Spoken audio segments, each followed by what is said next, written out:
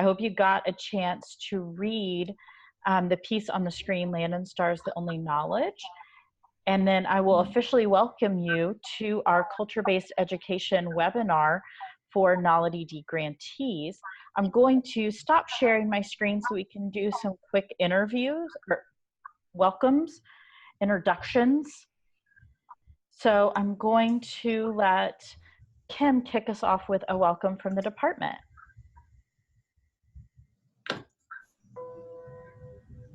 Good afternoon, everyone. This is Kim Smith from the Office of Indian Education, and I just want to welcome you to today's presentation. Thank you all for attending, and I'm very excited to see the presentation. Thanks, Kim. And then from our Synergy Technical Assistance team, I know I've actually met everybody who's on. I'm Sarah Brightwell, but I'm going to let the rest of the team introduce themselves, starting with Kathleen. Good afternoon, everybody. I'm Kathleen Bethke, and I'm the project director for this project. Welcome, and I hope you enjoyed today's webinar. And we'll head over to the other Sarah. I'm Sarah Whitehead. I'm the person sending the calendar invites. I'm the project coordinator, and I hope you have a good webinar. And Miranda. Hi everyone, my name is Miranda Cairns. I mostly do some behind the scenes work on the project, but I did have the pleasure of meeting some of you when I joined Sarah on some of the site visits this past fall and spring. Wonderful, thank you. And then we will head over to our guests today. So thank you, all of you, from joining from all of our grantees. We will start with UConn, Susan.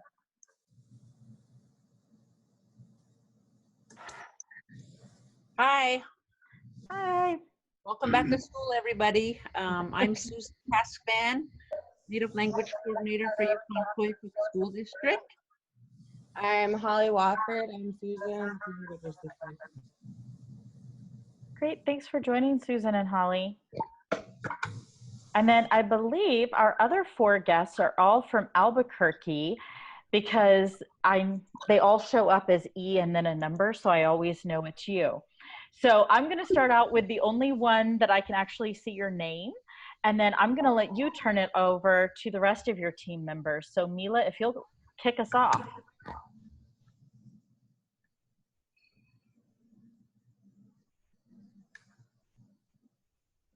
And Mila may have stepped away. Oh, yes, now we can hear you.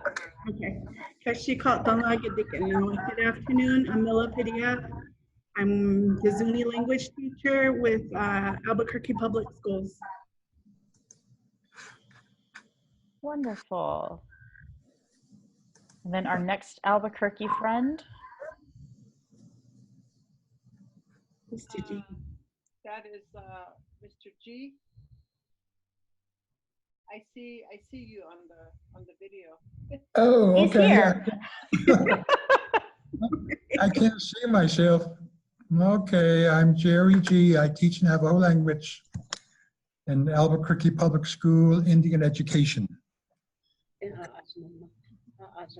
Charlene here? Charlene? Yes.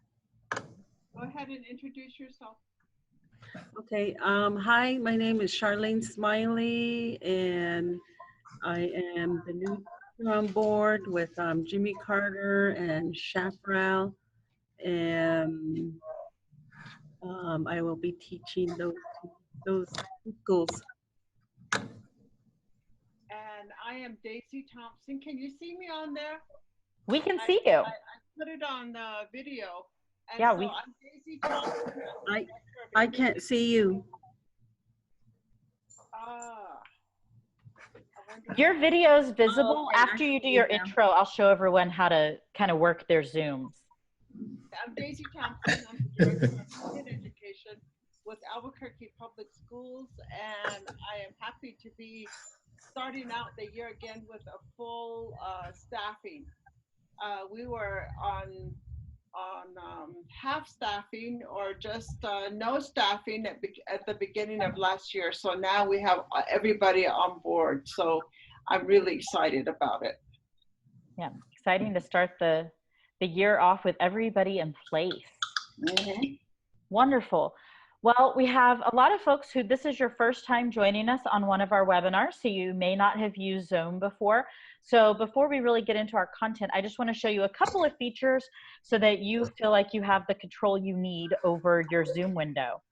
So we will have some opportunities for discussion throughout our webinar today, but in between, when we're just going through the slides, it can make it a lot easier for everyone to hear if we all mute ourselves.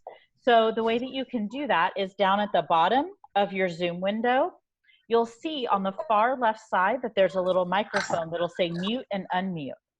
So if everyone wants to go ahead and mute themselves, it just keeps the background noise down as we go through the actual presentation.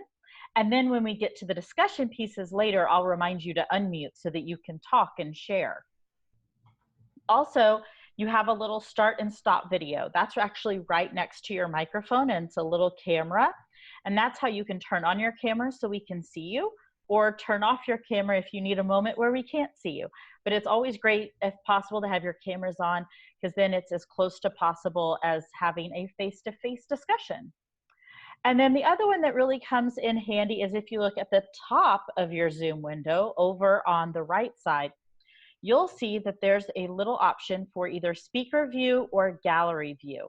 If you're in speaker view, you're just going to be able to see the person who is currently talking, which would mean that right now you're looking at me. If you click on gallery view, you get what we affectionately refer to as the Brady Bunch view, where you're going to be able to see everyone on the webinar. That's what I like to keep mine in when we're doing discussions, because then I can see everybody who's talking, since it kind of goes back and forth. But if you want to just be seeing the one person currently talking, feel free to have it in speaker view. And then the final piece that we'll show off is, again, down at the bottom of your screen, but this time on the right side, there's a little talk bubble that says chat. If at any point you want to put something over in the chat box, we'll have some chat box discussions where we ask you to put some things there. But if you have a tidbit to share any other time, or you have a question, you can pop that over in the chat box and we'll get back to you as we go along. Any questions before we get going? All right, then we are going to launch into our culture-based education webinar for the day.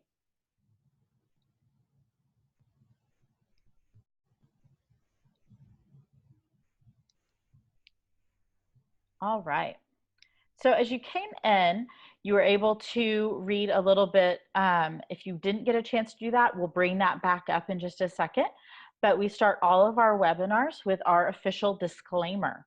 So this presentation was produced under U.S. Department of Education contract number ED ESE 15A0015/006 with Synergy Enterprises, Inc. The views expressed herein do not necessarily represent the positions or policies of the U.S. Department of Education.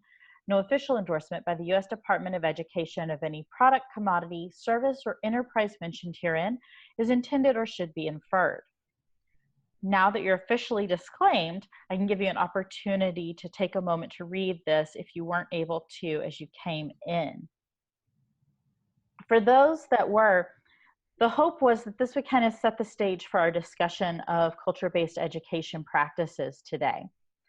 And as you were reading through it, I would ask, how do you see that it's connected to culture-based education? What connections do you see there? And you can actually just unmute using that little microphone on the bottom left and tell me how you see this is or is not connected to culture-based education. This is Susan. I see it as grounding yourself in the place that you're at, being indigenous to Alaska up here. Most of our curriculum is based on the seasonal calendar, the subsistence calendar, so it's very much connecting to the earth. Wonderful, yes, and I've seen that when I've come to visit and seen your lessons. Great. Any other thoughts? This is Mila. I think that what Simon Ortiz is trying to convey to his audience and which is us, is pretty much everything that is in the natural world and what we call as directions, and everything in between. I would say like the heavens, and then those that are under the underworld, and then everything in between in all directions. That is how in the Zuni culture and language, that is what we teach. And if you don't know that, I guess the connections with that, you have to familiarize your students with those connections before you can go on to teach, to grow the language from those areas. So it's all interwoven together. Absolutely, thank you. Yeah, and the thought was, most, if not all, Indigenous people have a strong connection to the earth and build a lot of their worldview and knowledge around the earth and the land and the place. However, a lot of our non-tribal curriculum are not built or focused that way. And so as we're looking at ways that we can make our programs more culture-based and become more embedded with that culture in our curriculum and program, that we kind of use this as our launching point today. So I appreciate y'all sharing. So we have 3 objectives today for our webinar. One is to really explore the meaning of culture. The second is to explain the components of culture-based education. And the third is to learn methods and models for implementing culture-based education. We really want this to be an interactive experience, so we'll have a lot of opportunity for us to discuss and to share your thoughts and experiences as well. Also, don't feel stressed if you're trying to copy down everything that we talk about or that's on the slides. We will have this available for you afterwards in a recording as well as a PDF of the slides. And then all of the resource materials that we reference throughout, you'll have available to you in our resource database, so you can actually click to the source materials and have all of that information that way. So I didn't want anyone stressing about that as we went along. Now, as we get started, we're actually going to kick off with a quick poll. So let's get a quick read on the current level of culture-based education in your program. So you'll be able to use the poll right on your screen. Do you feel like right now your program is entirely culture-based? All your learning is done through cultural knowledge, processes, and practices? Or do you think maybe your program is mostly culture-based? Very high levels of culture embedded and embraced, but maybe some could do a bit more. Are you about half? Is it you incorporate some culture, but not a ton right now? Or maybe you're at kind of the beginning stages. You integrate a few aspects of culture, but you really want to launch into that more in this next year. I'll give everybody an opportunity to click that poll on your screen. And if anybody's having trouble accessing the poll, just let us know, and we can always help you find it as well. It looks right now like we are somewhere between program being entirely culture-based and mostly. So high levels of cultural integration. I'm going to go ahead and end the poll just so that everyone can kind of see the results.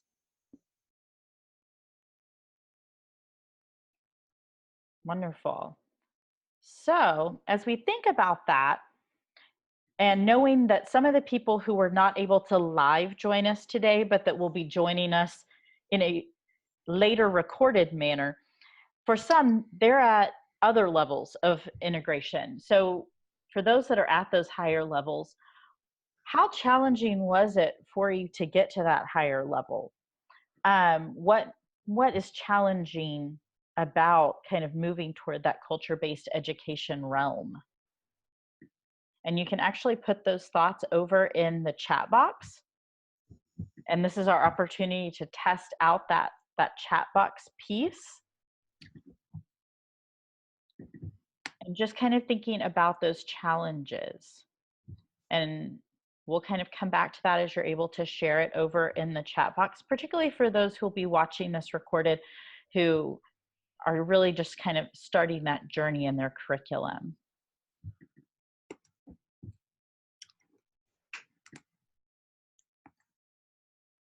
All right.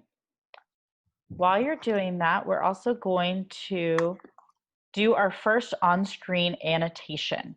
And so I wanted to be able to have a moment to explain how to do this, particularly for those who have not used Zoom before. So right now, the top of your screen will say that you are viewing my screen. But if you go up to the top, you'll also notice that you have some options out to the side, under which you'll see annotation. If you click on that, you'll get a whole new toolbar. And the third option over is text. If you select text, you're able to actually type on the screen. And that's what we're going to do as we think about what is culture. So let's brainstorm really what is culture? What does it mean to you? And you'll be able to pop that right on the screen. Like I said, if you have any trouble, I can help kind of walk you through this first on-screen annotation.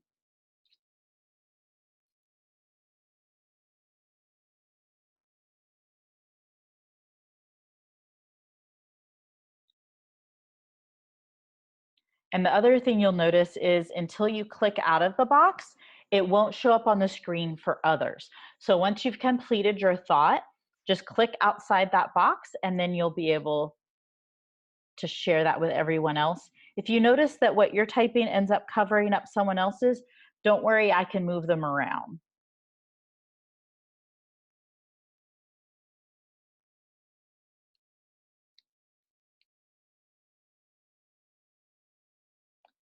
And as you're doing that, I'm going to share a few of the challenges. That cultural education is really a lifelong learning experience. And so it's not something that starts and stops with the school day. And one of the challenges being not being entirely fluent in the languages of instruction. In the Yukon district, Susan works with 2 different languages. And then Charlene also sharing having available resources and the cultural background for some of the things that you may want to cover. Absolutely. And if anybody's having trouble being able to annotate on screen, you're welcome to always put your response over in the chat box and I can move it to the screen for you as well. So as we think about culture, right now we have Indigenous way of life. The other is also a way of life, but really getting more specific, things like creation stories, traditions, songs, and values. And then Daisy shared that culture is teaching and learning the root of identity for everyone. With culture comes learning the values taught from childhood onward. So really looking at it again as that kind of process. Great. Now, as we think about these pieces of culture that you've kind of talked about, we're going to move over to looking at kind of a technical definition. Now, I'm going to remove your writing, so don't worry, you haven't done anything to make it go away. But if I don't remove it, it actually shows up on the next screen, which will be very confusing for everybody. So I just like to forewarn you that I am taking it off, but you didn't do anything. So as we think about culture, sometimes we'll have folks say that that's someone's ethnicity or their race. And it's really about a lot more than that. It's not just food or skin tone or clothing or dance. It's much deeper, influencing the way that we think, the way we do things, the way we live and relate, and the way we value things. So as we look at our kind of textbook definition, it's a group's way of thinking and living. And really a design for living, which is something that y'all touched upon as we were doing our brainstorm before, including everything from our shared knowledge, consciousness, skills, values, how we express ourselves, our social institutions, and even our behaviors that enable our survival as a people. So as we think about, that's a much deeper meaning of culture, which is really what y'all got to in your brainstorm as well. Is there anything else as you think about our brainstorm from before and our kind of textbook definition here, is there anything else that you would want to add to our definition of culture? And you can feel free to unmute and just chime in.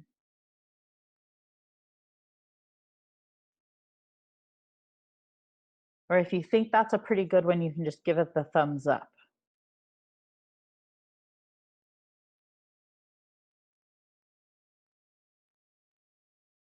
I see lots of thinking faces. All right, we'll keep going. Under expressive forms, that could be expression through the arts, the visual, the singing and dancing. Definitely. If a group has, you know, like theater. So anything with the arts. Yes, absolutely. Yeah, and I think as we go to this next slide, it goes an even broader look.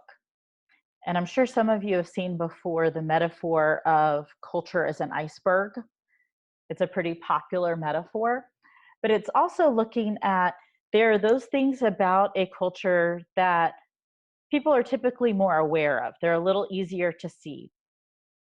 And that's kind of considered that surface culture. So things like, it might be easy to see how a particular culture dresses, or music, particular art forms. But then as we get down below the water surface into what's considered the deep culture, that's more things that are primarily out of our awareness, and that you would have to be much more involved with a culture in order to know. So things like, how is leadership handled? How are emotions dealt with? What are roles and relationships based on gender or on occupation? Even things like facial expressions that can really hold a lot of meaning. So I want to give you a moment. I know there's a lot in this iceberg diagram. I want to give you just a second to kind of take it all in, because there are so many parts and pieces to a culture. And even this iceberg is, slight pun intended, just the tip of the iceberg.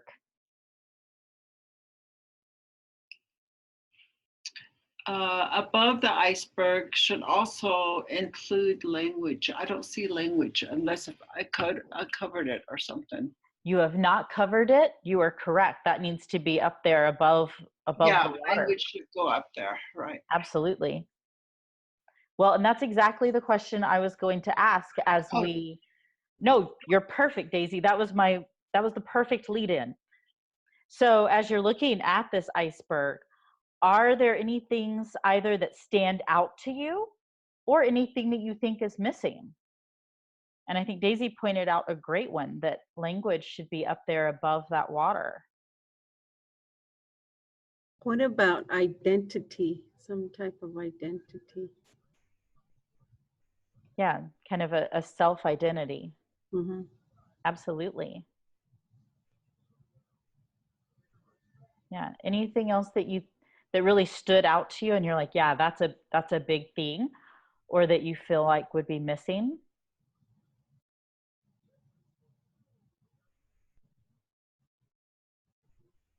All right.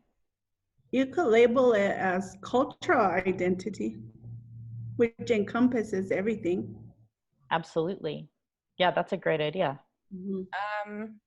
This is Holly with YKSD. I didn't see passing of knowledge or oral history. Our people here in Alaska are very, what's the word, Susan? They pass their knowledge orally, so Yeah. not a lot of it is written down, like family trees or stories or anything. So we're very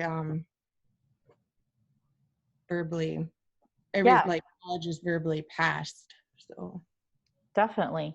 Yeah, and while there's some things on here about communication and everything, I think oral histories would kind of stand alone. And that's a commonality in many cultures. looking at that oral history and how it's passed down generation to generation. Wonderful. All right, well, if anything else pops up, we definitely want to add it. So feel free to pop it in the chat box if you think of something later. And we're going to keep going to really think about just another way to think about culture. And this is another way. This was actually developed by a gentleman in Australia who was working with folks in the Aboriginal and Torres Strait areas in Australia. And so developed this idea of the ways of knowing, the ways of doing, the ways of being, and the ways of valuing. And really, from the cultural aspect, looking at how we can break down a culture into those kind of 4 components and really examining culture from that view. So as you think about that iceberg that we were just looking at, do you feel like the items from that iceberg would be able to fit into these categories?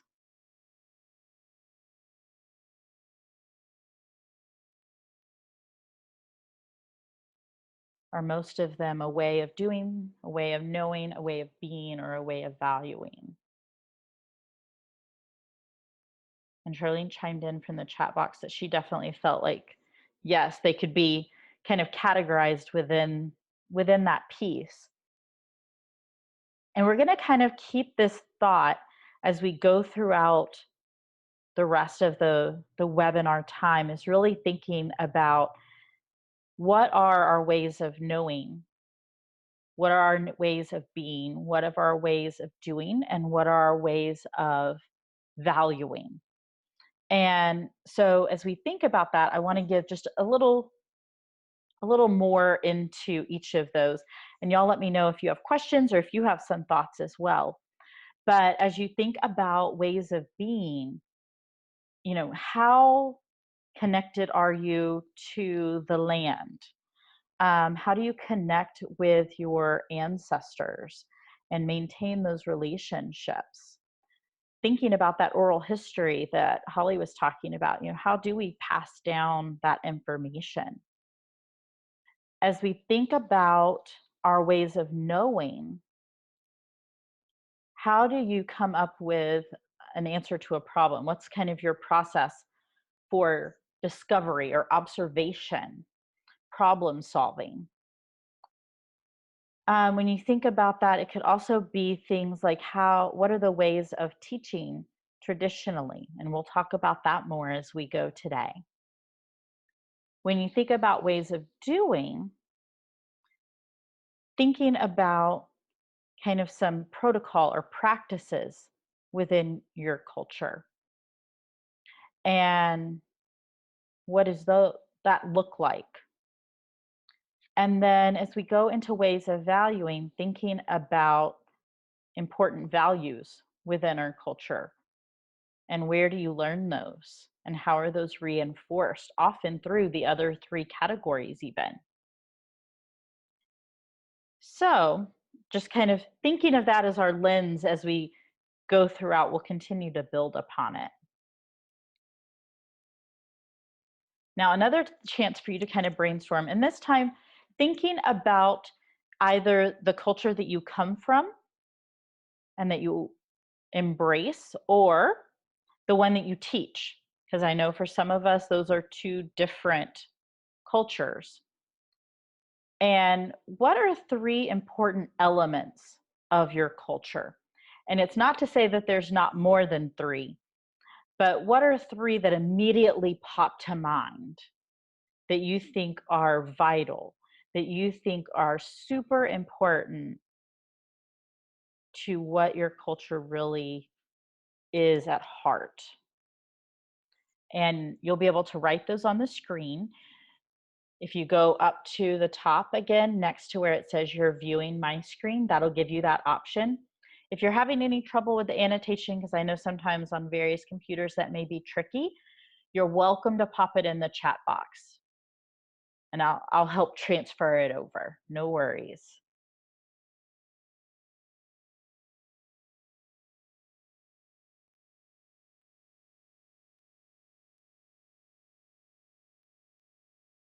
I always feel like I need background music for when everyone has their thinking faces on.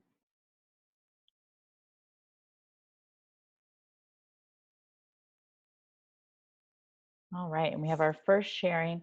So family and kinship ties, role modeling, and learning from our elders or relearning concepts. Great.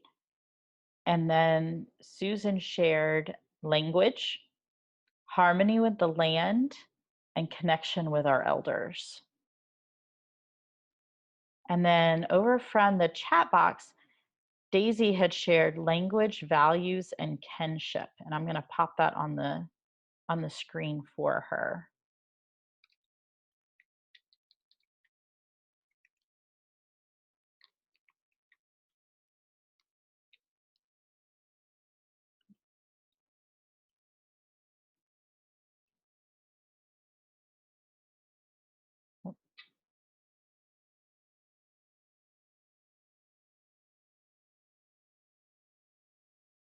And I may have to add language right on the end because it didn't like it anymore. It was being persnickety with me. All right. And then Charlene also shared self-identity, language, and values. And I want to be sure and get hers up here as well. So language, values, self-identity. Now, one thing to note is as you look at those commonalities that we see across what everyone has shared. Now, I would ask, does anybody feel comfortable unmuting and kind of sharing why do you think those are the three that immediately pop to mind for you or that you feel are so important?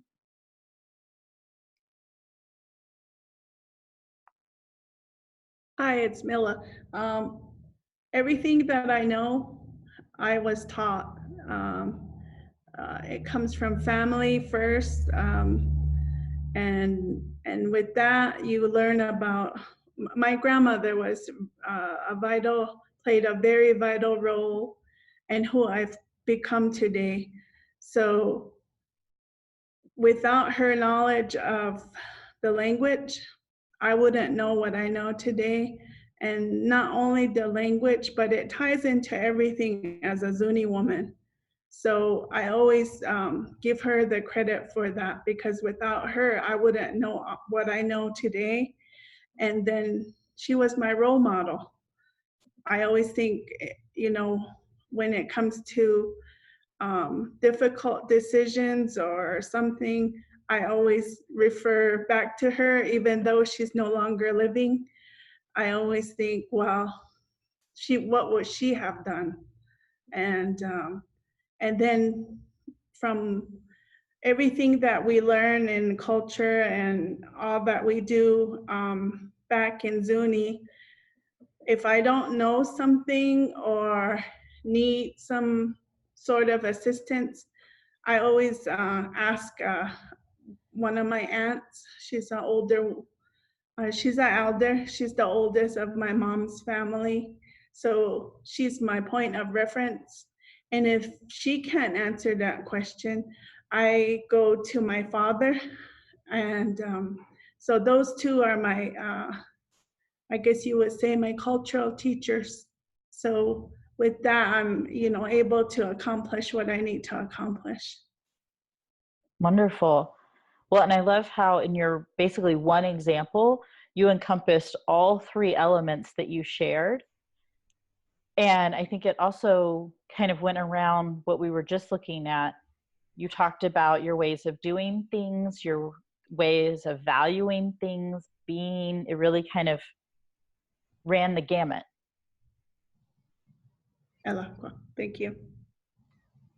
I like to add to what Mila said, was one that what she had to say something about identity, self-identity. As during my childhood years, these are the things, the three things that revolved around my life. And this is what I was taught in school, out of school, and by my elders. And these are some of the things that I felt that were most important to me. And from there on, right now, my life still revolves around those. And the language piece is one of the things that helps me to communicate. And then the values that I had obtained throughout the years, those are the ones that help me to be who I am, and just help me to work with people, communicate with people, and just knowing that you create that harmony and so forth. So that's what I have. That's why I wrote those three. Yeah, that makes perfect sense. And I think it's the same idea that as you were describing that, I noticed it kind of going around those four categories that we were talking about before, that even though each of you identified just those three elements that were top of mind or of highest importance in your mind, that it kind of encompassed all those aspects that we looked at on our circular model. Well, and as you think about these three, and then you think about your curriculum that you use with your students and the program that you provide for your students, do you feel like those three are reflected in that? And I'm seeing some head nodding and some kind of pondering looks. And that's really, one of those things to think about as we go through this next piece. Because as we talked about before, and someone shared that cultural learning is a lifelong experience, and all of us are working in programs that are continually growing and wanting to do more and more for our youth. And so thinking about if these are the three really important pieces of our culture that we can immediately identify, are they truly reflected in our program and in our curriculum? And if not, how could we maybe do that a bit more?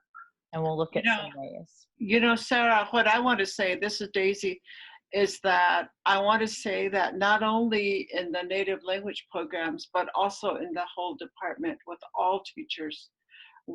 We have teachers in our department who are not native, but yet I feel that our department teachers cover all three that I've listed. That's wonderful. Mm-hmm. Yeah, and I think that's something that we all want to aspire to, is really making sure that those things are covered exactly, whether the person that's doing the instruction comes from that background or not. I agree with Daisy, because what we listed is pretty much the same. Kinship and self-identity are the same. Yeah. Yeah, and I think it's always nice to see, particularly with y'all being on that same team, that overlap. All right, I'm going to go ahead and clear the board. Remember, your answers are not truly going away, but they're going away so we can head to the next slide.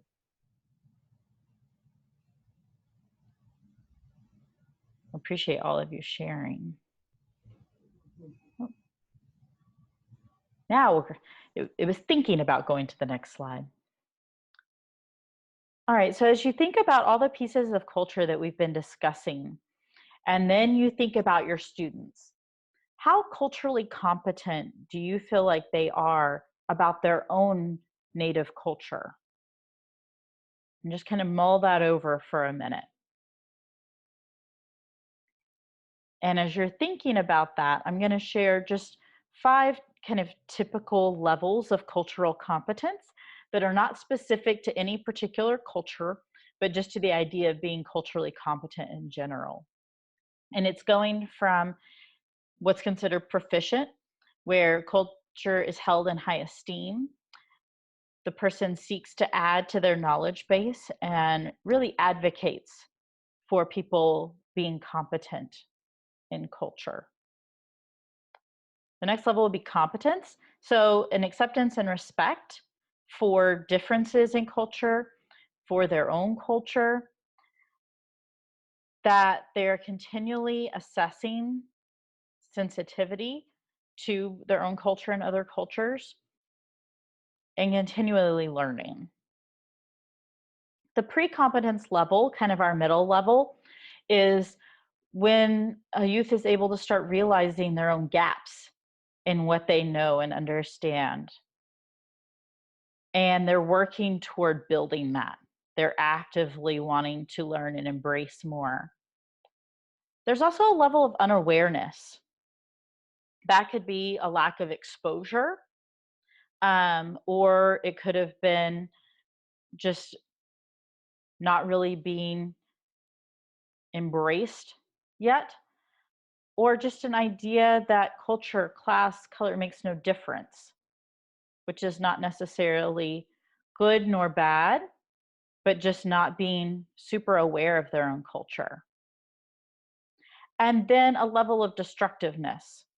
And again, this can be purposeful or it could be unintentional, but where through beliefs or behaviors, attitudes or practices, youth could be destructive to their own culture or could be pushing back against it. And I think we've probably all seen youth at all these various levels, but as you kind of just generally think about the students that you work with, we're going to move over to actually polling. And don't worry, no one can see who answers what, so you don't have to feel any way about answering, but just kind of thinking about how culturally competent do you feel like your students are overall?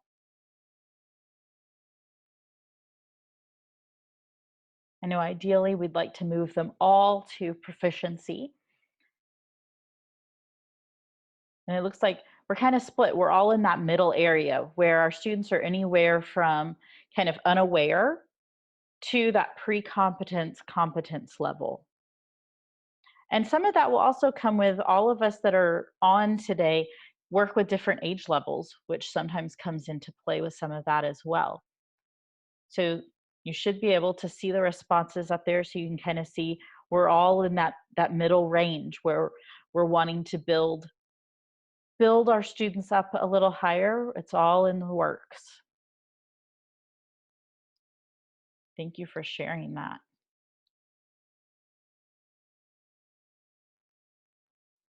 So as we move along, we're going to move into really getting more into culture-based education. So as we really think more about how we can build the cultural competence of our students, how we can build more culture into our programs, no matter where we are in that level now. So the technical definition for culture-based education is grounding instruction and student learning in the values, norms, knowledge, beliefs, practices, and language that are the foundation of a particular culture.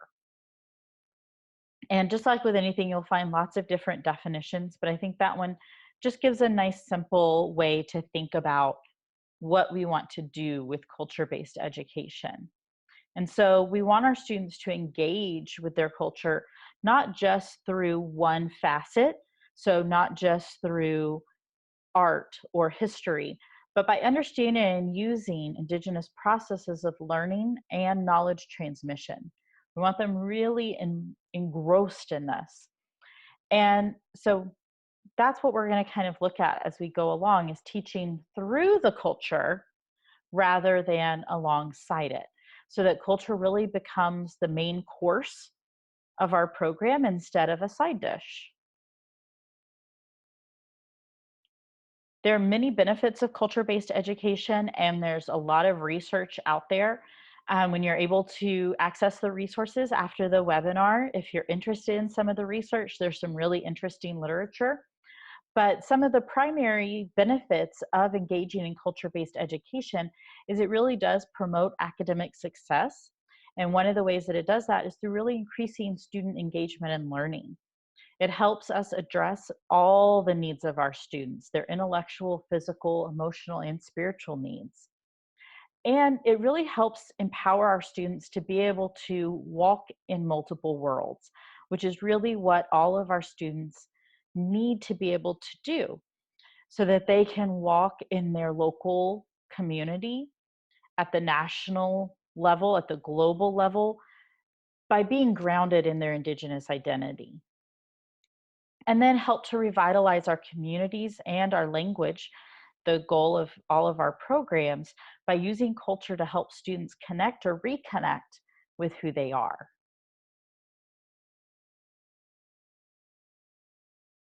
So we're going to look at two different models of culture-based education. You'll notice there's some similarities between the two, but they also have some things that are different. And you may see one that kind of speaks to you more than another. So there's no right or wrong way to do this work. And what we really want to do today is provide you with some different ideas and options to see what might work best for you or what you might want to learn more about. And it can sometimes seem kind of overwhelming to overhaul your program or do something different than what's considered standard in education.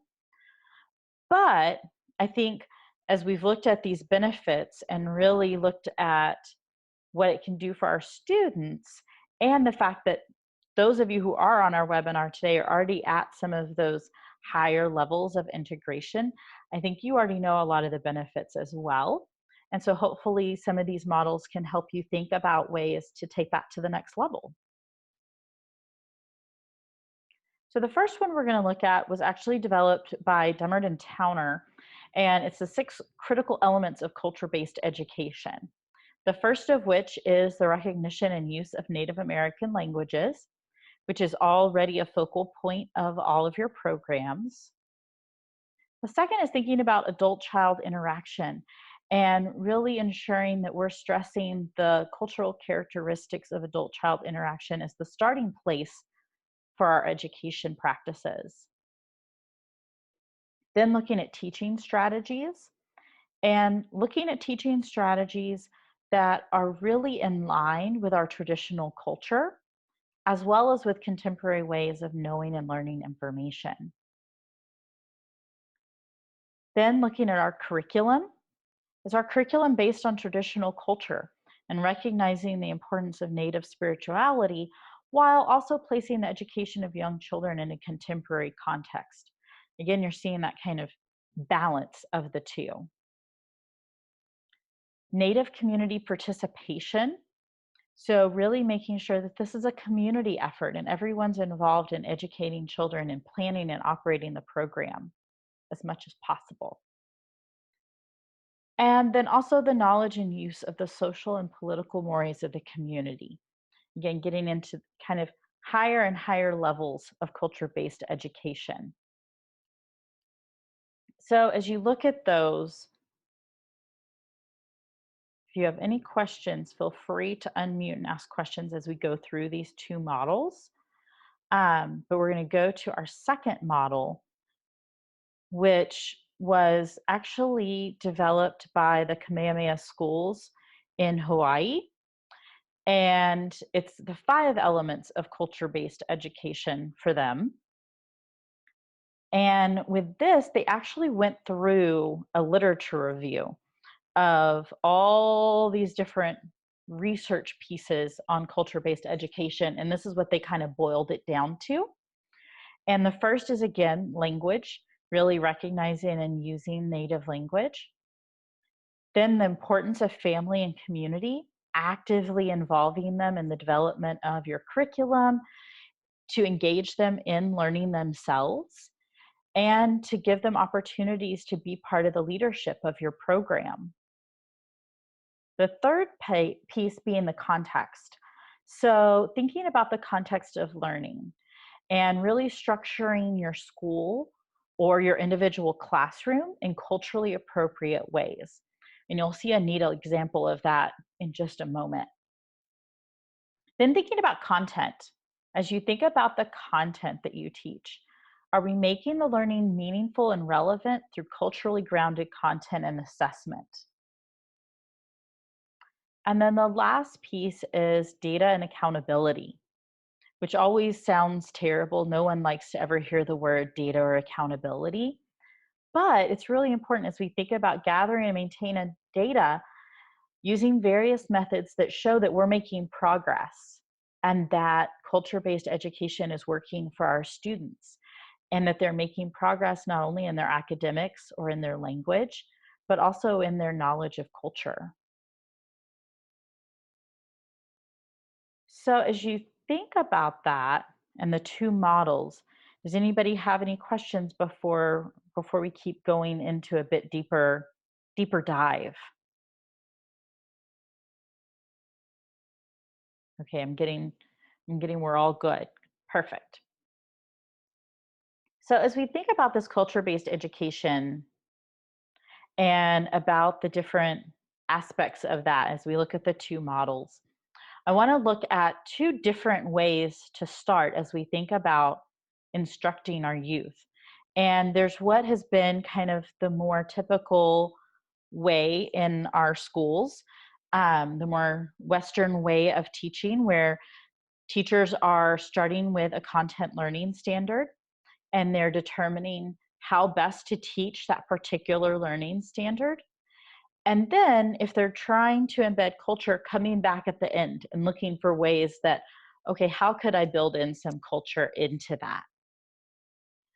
Whereas when we look at the models of culture-based education, that process is to really start out with thinking about a cultural practice or process or a piece of knowledge and determining how that would traditionally be taught or experienced in the community.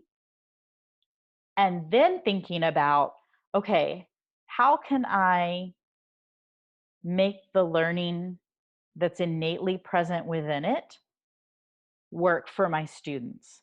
So looking at that traditional practice and thinking, what skills are already within that I can then take and build upon so that I'm hitting the academic learning standards that I need to be hitting with my students, but through the cultural practice that we were already going to be doing and in ways that would traditionally be taught. And then planning how to ensure and assess that that learning occurs within that practice. So,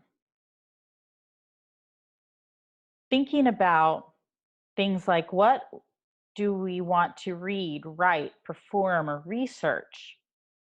And in what classroom or community settings would that be most appropriate? And what are the sources of knowledge that would be critical to that conversation?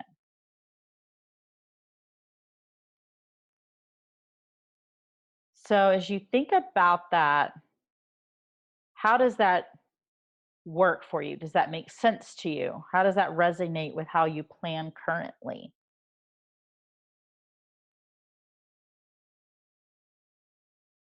This is Susan.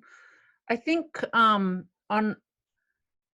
our language units, when we have students do the interactive activities where they get to practice, that's where it aligns with the cultural learning, because they're doing something while they're also speaking the language.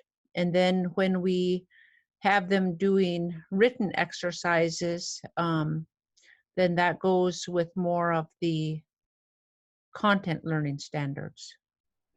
Mm-hmm. That makes sense.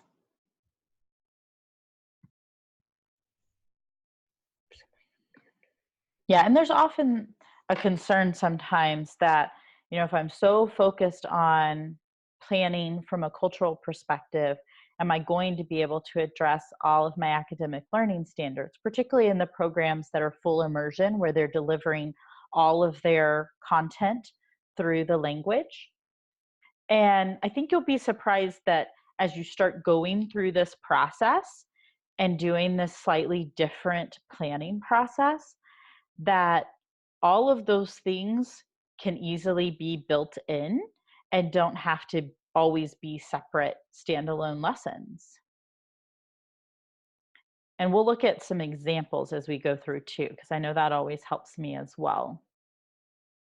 So as we think about curriculum and instructional strategies, it's really thinking about the what and the how. So curriculum is really the what of learning. So what are the students supposed to be learning? And that can be, what are they supposed to be learning from a content standard, as well as cultural standards, as well as language standards. And then the instructional strategies are really the how of that. So how can I best help my students to learn that? So ideally, if we're using culture as the basis for our curriculum, and then using culturally appropriate or traditional ways of learning as our instructional strategies, then that will all come together and will hit all three categories. So we'll go a little bit more into what that will look like. So one way to get started with this work is to really take a close look at your own culture as a program team.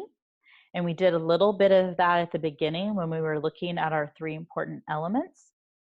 And we'll also delve a bit more into this as we go through today, but also particularly when we go to the project director meeting in October in Minnesota. A great first step is to identify the key aspects of your culture within each of these four realms. And don't get too bogged down in the wording of the realms as much as the brainstorming aspect. And also, what would be developmentally appropriate for the youth you work with in your program? Because what's developmentally appropriate for a kindergartner is not going to be the same as for our 8th graders. So for example, you probably would not address child rearing techniques with your kindergartners. That's not going to necessarily be the most developmentally appropriate. But if you were working with high school youth, that would be a very normal thing to talk about. So just kind of keeping that in mind as we think about that. Other things like seasons are going to be appropriate across the board. And you'll see, those of you who can see everyone on the screen, Susan had to go to the airport. So don't worry that she has fallen out of her chair or anything. She had to get to the airport and is going to watch the rest of the webinar in a recorded fashion.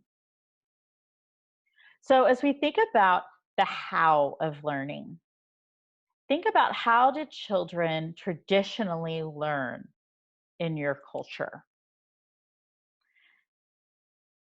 And I just want you to kind of take a moment to brainstorm. You'll have an opportunity. I know by now you know what the chalkboard means. You get to draw on the screen.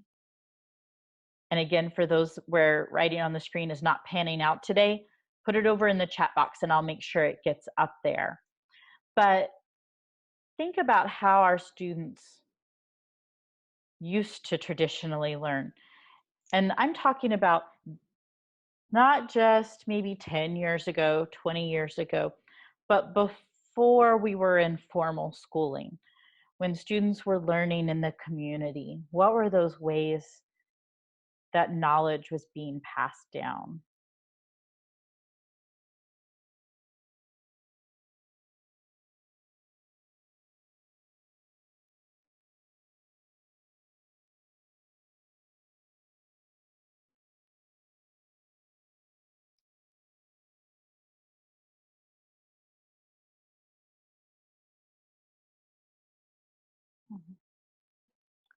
Learning from example. Exactly. So actually going out and experiencing the learning.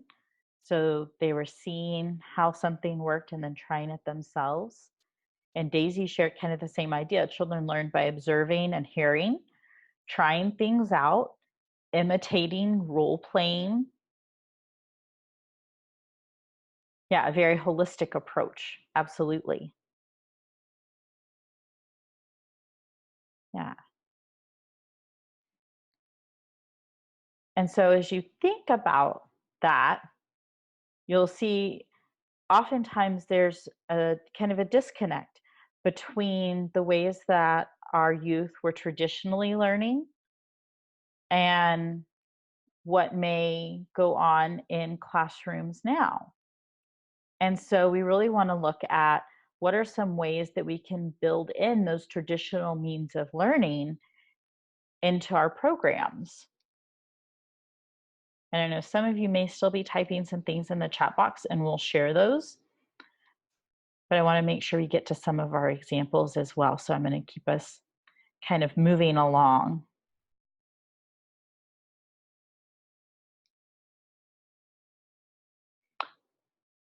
So as we think about how we learn culturally, the same research that was done around those 4 aspects of culture came up with 8 ways that many Indigenous cultures learn.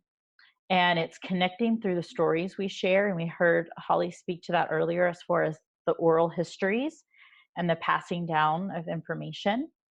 We picture our pathways of knowledge, so that visual aspect to learning. We see, think, act, make, and share without words. And we touched upon some of that in our last brainstorm, the actual physical act of learning. We keep and share knowledge with art and objects. Work with lessons from land and nature, which is a lot of what we talked about at the very beginning. We put different ideas together to create new knowledge.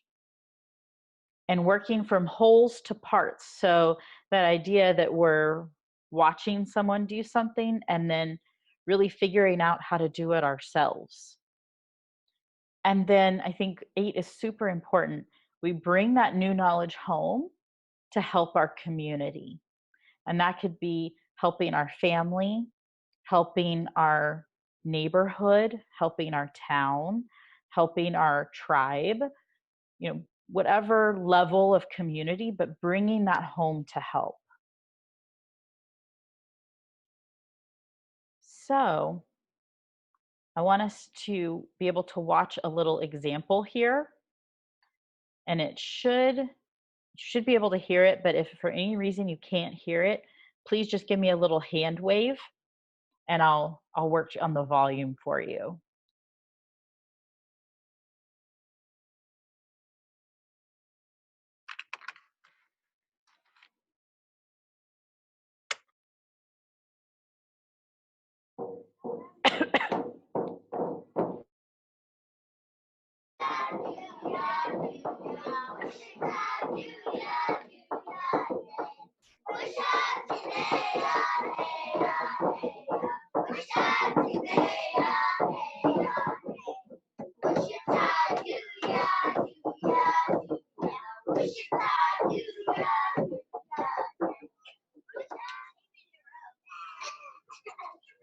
So my classroom is an early learning kindergarten classroom. There's 4 and 5-year-olds in our space, and we have them for 2 years. There's an early childhood educator that works alongside myself. Her name is Ramona Shauna. We work together as a team. I am Ojibwe, and I'm from Wakohong First Nation. What we do in this classroom is we try to infuse some of the Aboriginal perspective. With myself being an Aboriginal educator, then that makes that a little bit easier. With me, I bring my culture and my traditions. The design of the space in the classroom really reflects the Aboriginal culture. The middle of our classroom is grounded with a circular carpet, and the circle is of great significance in our culture. Our ancestors and our elders would meet in circles and talk about the future and our children.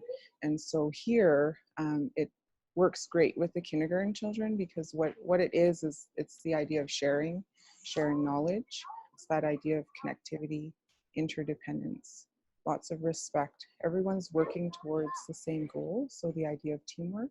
And so that's what we do in kindergarten. So it really nicely mirrors the Aboriginal culture, works great with early learning kindergarten. So the wigwam, we had put thought into the space. What do we know about 4 and 5-year-old children is they love to be in cozy spaces, and they love to feel that they're hiding or that they're sheltered. And so with the Aboriginal perspective, we thought what a great idea to build a wigwam, which is from the Odawa Ojibwe culture. We decided that this would be a great opportunity for the children to experience and learn a little bit of history, but then our school too. So the other components, I guess, of our classroom, again, it all comes back to the circle, right? So that's how we start our day. We come together as a group where we use a talking stick, and the idea is that whoever has the stick is the person that is speaking, and everyone else's job is to listen, right? And that's an important skill to teach 4- and 5-year-olds, is that that person is speaking and your job is to be listening. And so we've worked very hard on that. When we end the day, we also come together again at circle, and we reflect on the day, and we talk about how our day was, if there were things that made us feel happy or sad. One, can you remember one?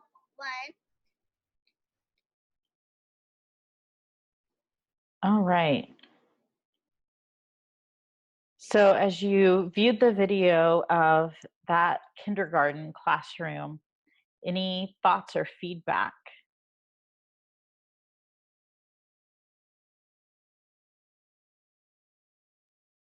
They definitely were integrating a lot of the things that we talked about as components of culture-based education. And as you're thinking about that, just kind of some very typical education percentages and information. I think we've probably all seen this at some staff development at some point.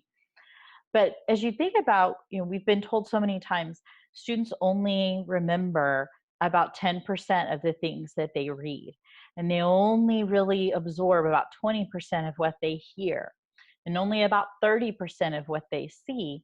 So as we start thinking about those higher levels of learning where they're really getting a lot out of the activities, are things when they're actually experiencing something personally, of when they're getting to teach someone else, when they're getting to engage in communication and discussion. Well, those are all the things that we just talked about were the more culturally appropriate traditional means of learning. So it's really just in alignment of what we know about student learning in general. So as we move into our next piece, this is from that same kind of body of research, thinking about 8 Aboriginal ways of learning. And while this was developed by a group that were particularly working with the Aboriginal communities in Australia, that research was then taken and broadened out and used with a number of Indigenous communities around the world. And it was really looking at those areas where there's often commonality between different cultures. And it's some of the ones that we've actually talked about as we talked here today. So one of them being story sharing, and how important it is to be sharing stories and passing down information in that way, or using stories as part of your lessons to be able to connect learning personally to students, those everyday teachable moments. Then as we think about learning maps, providing visual cues, overviews that students can look at and that they can create themselves of their own learning. Then we move over into nonverbal, so things like modeling. And we talked about that just a little bit before, using our body language to help teach, being able to give students that cue. Also the use of symbols and images. So things where a certain symbol has meaning, or using symbols and images within our language learning. And we actually talked about that on our last Promising Practices showcase, when we saw the Pagan Institute and how they were using within their language learning, students were doing symbols for each new vocabulary word, the pictogram, and they were also doing the written word. They were doing the actual speaking of the word, and they were also using hand symbols, so sign language. And so they were coming at it from all those different aspects. Then talking about land links. As we think about land links, we talked about the importance of the land and of the place, and really connecting to that and to the community. Then the aspect of non-linear. So allowing students to not necessarily always have to go through a particular process, but for them to be able to problem solve in their own way, to be able to consider different perspectives. The deconstruct reconstruct is that idea where we talked about them being able to see the whole concept first, or to be able to see someone doing something and then figure out themselves how to break that down to be able to do it themselves. And then the last piece being one of the most important, those community links.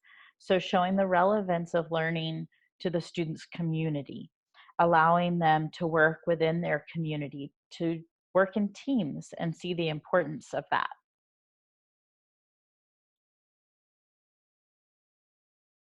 As you think about those, is there one that you would think, I wish I could use, I would like to use that more in my instruction? Or is there one that you think, I really do that a lot, and yes, that works really well for my students?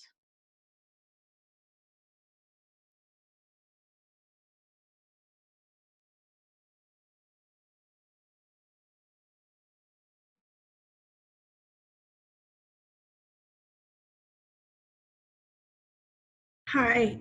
When you speak of community links, are you meaning like the community the students come from, or it's kind of difficult for my Zuni students to, especially if they were born and raised in Albuquerque, they don't have that sense of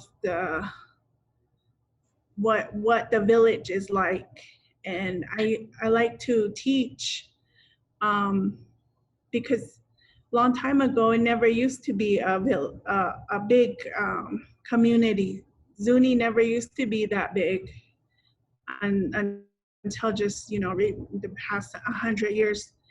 And so every family derives from the old, like the actual village, the old village. So when I talk about that, students can't make that connection. So it's a little bit, takes a lot of grooming and then asking questions and from their family. So that's a little bit of something for them to grasp, especially if they've grown up in an apartment building.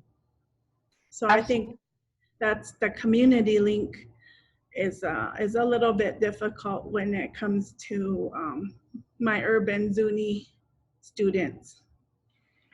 Yeah, and I think that's a great point, because we do have a number of students and programs that are operating not in their more traditional communities. And so, yeah, how do you build that connection to community when they're living in an apartment complex and it's nowhere near the village, and they don't know what that would be like? And I know when I came to visit you and you were showing them the map and really talking to them about those connections, I think those are great steps toward really helping them kind of picture that. And then I know Daisy and I had chatted about some trips and things that hopefully will get to happen over the next year to hopefully little by little help you be able to build that even more.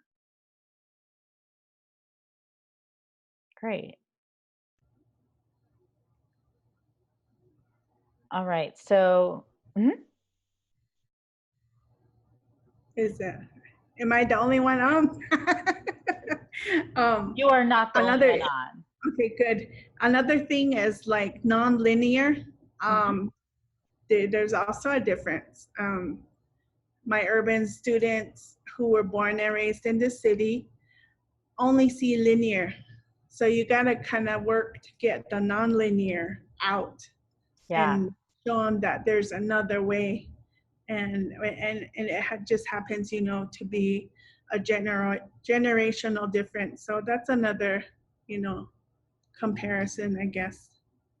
Yeah, absolutely. Yeah, so as y'all think about these, if you have great examples, I think those are always things that help each other as we're working with students. So feel free to share those today in the chat box, or you can always reach out afterwards as well, because I think those are always super helpful. All right, we do have one other fairly quick little clip here, but I think it's always nice to see what other teachers are doing in their communities and get ideas. So I'll share this clip with you as well.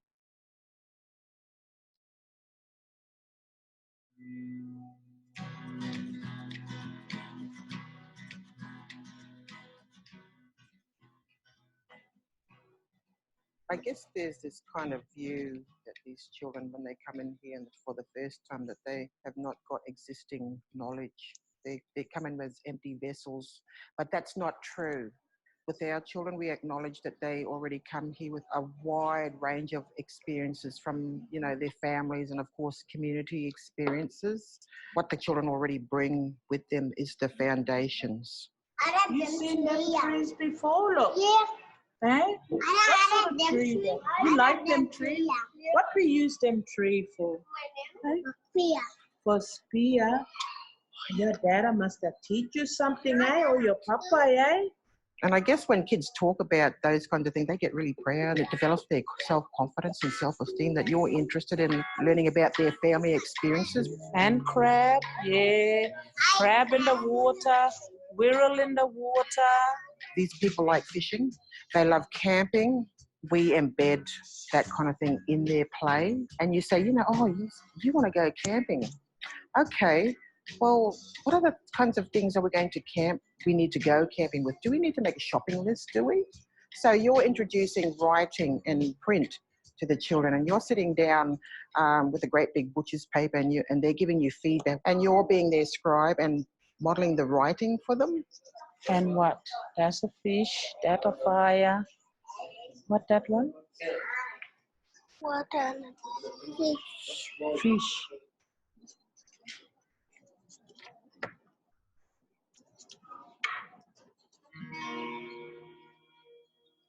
If you look around the community, sometimes you often see people sitting around in circles, or even if we're out on the beach, that's what we do.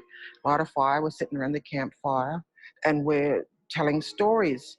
It's a way for knowledge to be handed down, cultural knowledge that's handed down over time from our oral traditions.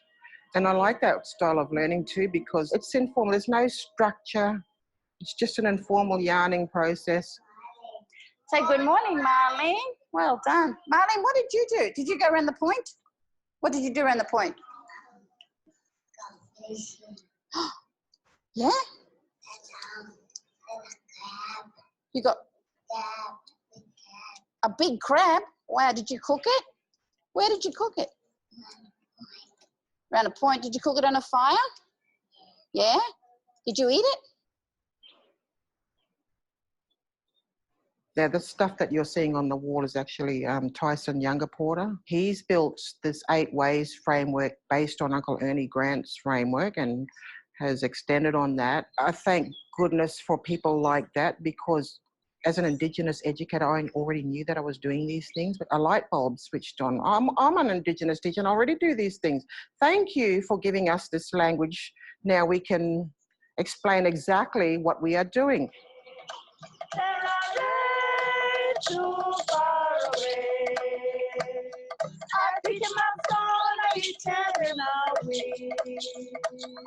And he fall down in the salt water. I run, I pick him up there, pick him up, pick him up, pick him up there. I run, I pick him up there, pick him up, pick him up, pick him up there. Sarah Ray, Sarah Ray, Sarah Ray. Miles away. Or makes you they learn what our forefathers tell us or teaches us. To see them as they grow up at this age, they grow up with the same knowledge because we pass it on to them and tell them this is how we lived before.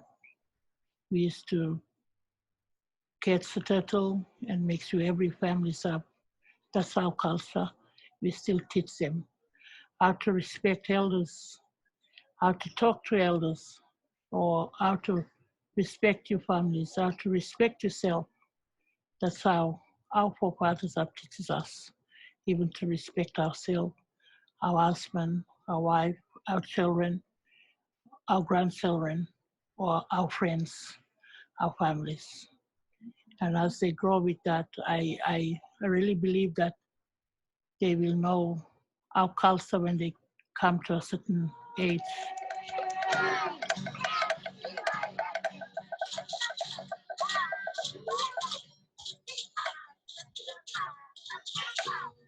Yay, well done.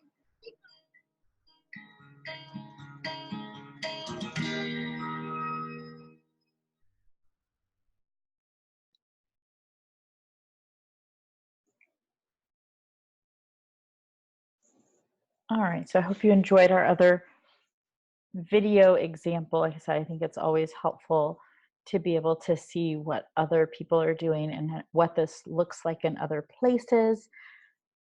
So as we move into our next piece, this is another model that might integrate nicely with your program. And it's Kehete's Indigenous Stages of Developmental Learning. So we had 8 stages that a child should go through, starting with the very basic learning that a young child would do, really beginning even at birth, and then processing through more survival level learning, sustenance, safety, etc. Then a child would become more integrated into tribal aspects, such as ceremonies, and then into a role within the tribal culture. The last 4 phases, so as you get into this visioning, individualization, enlightenment, and transformational understanding, that would be as they enter into adulthood. So they'd be developing self-image, future planning, and becoming more in touch with the spiritual aspects of culture. So that final level would be when they became fully immersed and engaged in their cultural life. And so this is one of the resources that you'll have, and if you want to kind of delve in deeper, but I'm going to try to make sure we get through as much of this as possible before we're out of time today.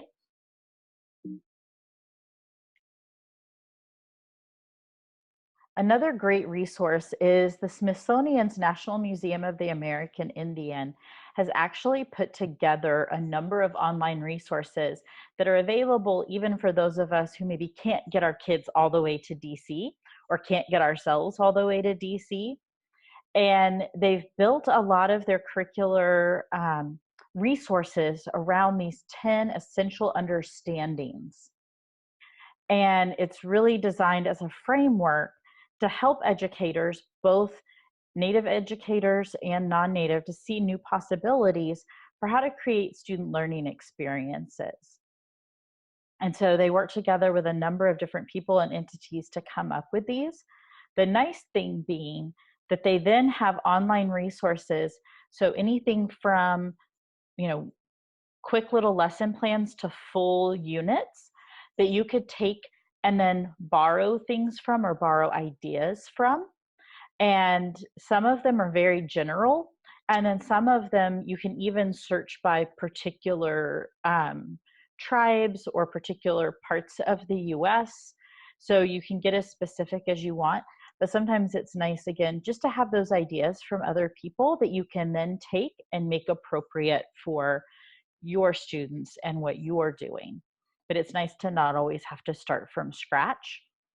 And then also to kind of explore these essential understandings. So these different categories of things that we may want to cover with our students.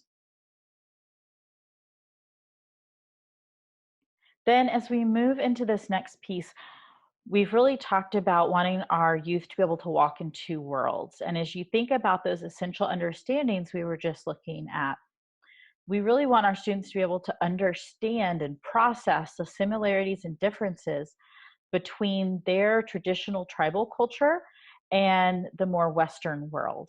And so this observe, reflect, expand strategy can be really helpful to help them process new ideas, new practices, or new experiences from either aspect.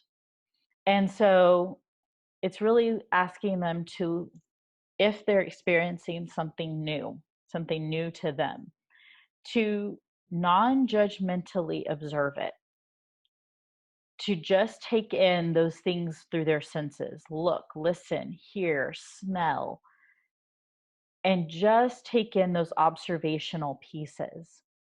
This can be a great thing, like if you're taking students on a field trip or you're taking students on an experience, to have them in a journal, just take down those observations purely. And then when you come back, be able to debrief and reflect and talk about, did you go into this experience with any assumptions or with any stereotypes in your mind? And then what did you actually take in through your observation and how to interpret that information? And then the expanding is really asking them to start thinking about understanding the background of whatever they were experiencing, for them to think about how it applies to them. It's still not asking them to determine whether anything is good or bad, right or wrong, but just asking them to go deeper with it and really to ultimately see that there are many ways to reach the same end. So that is one strategy. There's another piece here, really looking at having students be able to conduct research within their own communities. And so thinking about data sources that would be available to your students so that they could really delve into their own culture themselves. And this could be through, individual projects. It could be through team projects. This can also be a great way to have the students actively involved in documenting the knowledge of elders and really taking in that information and co-creating products with elders. And so it really talks through different things that you might be wanting to capture and data sources that might be available to you and methods that might be appropriate for capturing that information. Another great strategy that really takes into account a lot of the things that we've been talking about are place-based learning strategies.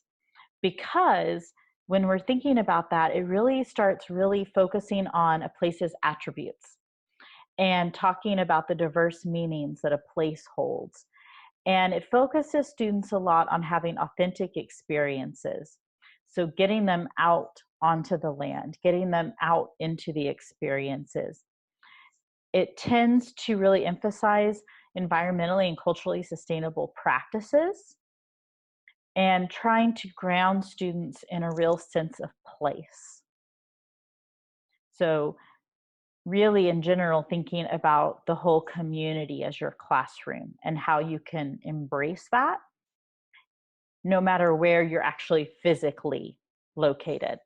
So sometimes you'll see in classes that they may be doing place-based learning about somewhere quite far away, but looking for ways to ground the students in that place wherever they are now.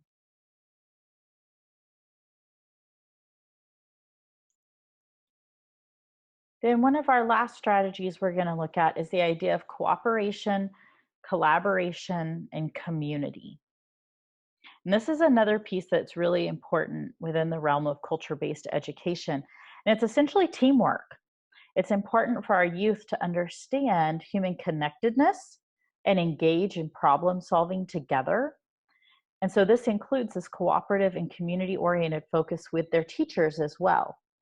Often, like in our program in South Dakota, the teachers there, the students actually call the teachers unchi, so grandma, because it's a different relationship between the instructor and the student. It's a more traditional means of learning, is that as their elder, I'm passing down this information to them and we're working together as a community. So this trusting supportive role kind of sets a different learning environment and helps to create a real sense of belonging within your classroom community. And I know like when I visited Mila in her classroom, you were talking about the kinship with the different clans, and some of the students were surprised to learn that they were related to one another or to you, and helping them see everyone being connected. So this last strategy is really just looking for ways to provide opportunities for that sense of collaboration community within our classrooms and giving them that opportunity to build that and work with that.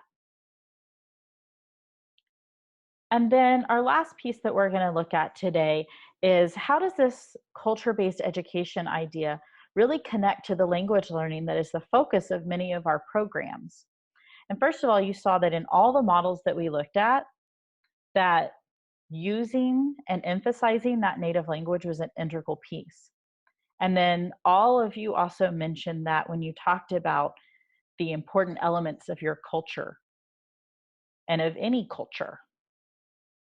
So this is kind of the 10 ways to connect those really nicely. One is promoting immersion as part of your culture-based education, using that nonverbal communication that we talked about before through pictures, actions, gestures, and activities.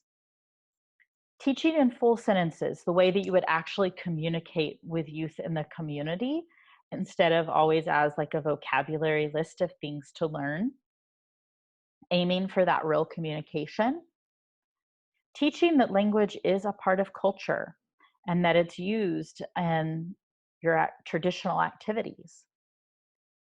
Putting a big focus on listening and speaking, not that we don't want our students reading in the language, but making sure that they can listen and speak in the language to be able to communicate with others. Learning and teaching the language through activities. So through, like we talked about the how, the traditional means of teaching. Thinking about ways to use audio and video recording to document time together, particularly time spent in that elder-youth relationship. Being an active learner, having the student really take on the role of apprentice in their own learning, and so that they're kind of driving their learning and asking for help in that. And then teaching them to be sensitive to each other's needs and to be patient with their own learning process and proud of their learning.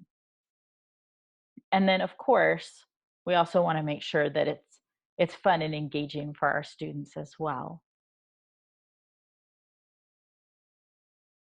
So there is a homework piece to today's webinar. Do not worry, it will not be graded. It is not anything stressful. But we do have a little personal identity reflection questionnaire that kind of goes along with what we were talking about today.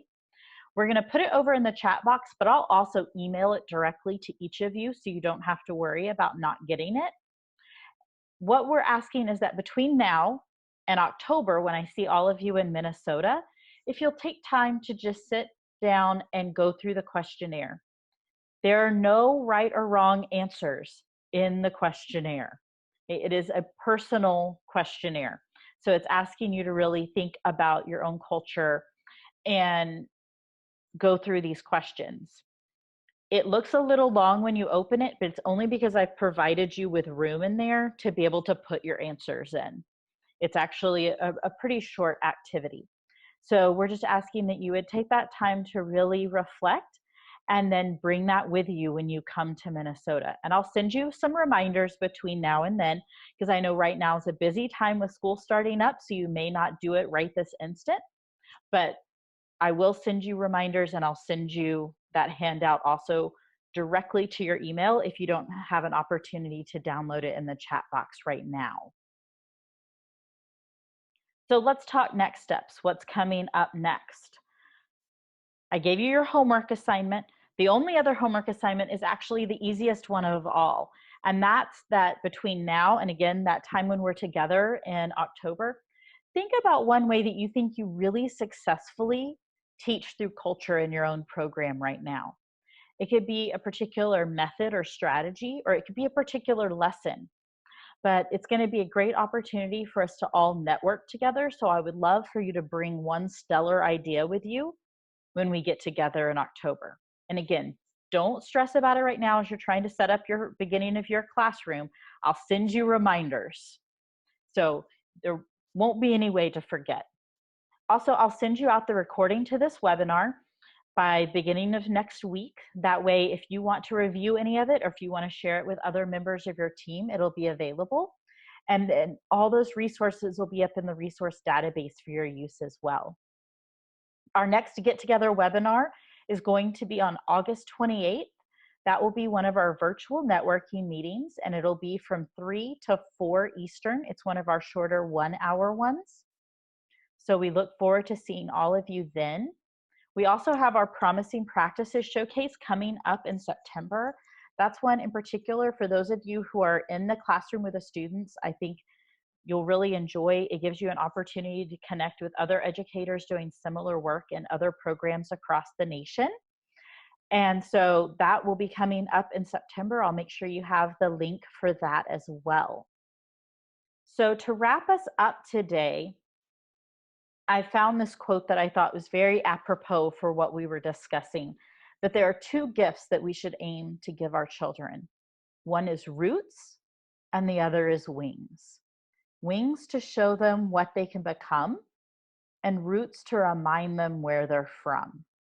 And I think culture-based education is ultimately designed to foster just that, the roots and the wings within our students. So as we wrap up today, I would love to get just a little bit of feedback from you. You'll see a poll pop up for you on your screen, and all of you are great at doing polls now. So to what extent did today's webinar increase your knowledge of culture-based education? And 1, 2, 3, or 4, it is a private poll, so you can answer honestly. But it's just a great way for us to get some feedback as we plan upcoming pieces and parts for you. And I'll give everybody an opportunity to get plugged in there.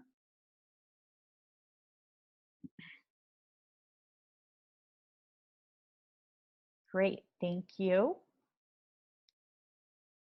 And then our final poll, your last chance to be able to answer a poll today is, was this webinar beneficial for you in your program? So just a quick yes, no poll, thumbs up or thumbs down.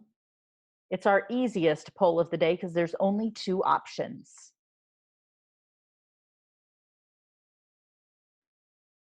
And we just use this information, like I said, to be able to help us as we go through our planning process. And then I have one final question for you as we wrap up today. And I appreciate you. I know we're a few minutes over, so I appreciate you hanging in there. But as you think about culture-based education and your program, is there anything that you would like to know more about, that you would like to learn more about, or that you would like to see included in any future learning opportunities? You can put it on the wall through annotation, or if you want to put it in the chat box because that's easier, that is completely fine. Whatever is the easiest way for you to be able to share that feedback. But we will be looking at this throughout the next year. So it's always helpful to know if there are any pieces or parts that are of particular interest to you that you would like to hear more about, and it can be things that we talked about today or something completely beyond that as well.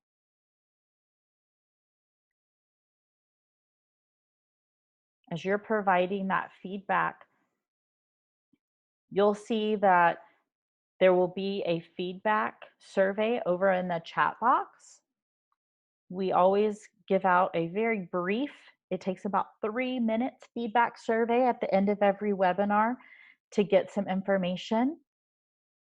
We really appreciate if everyone's able to take a few moments at the end of the webinar to complete those. And we also send it out with the recording, so those who were not able to join us today but watch this as a recording are able to provide that feedback as well. I'm going to leave this chalkboard up so that those of you who are actively typing on it get an opportunity to give us those ideas and thoughts. But since we are just a few minutes over time, if you need to hop off and go do other things to kick off your school year, I understand. I appreciate you all taking some time today to join us, and all of you being so willing to share your feedback and your discussion points and all your great ideas. I'll stay on if anybody has any additional questions or wants to chat about anything, but otherwise, Have a wonderful rest of your Thursday, and we'll see you in a few weeks.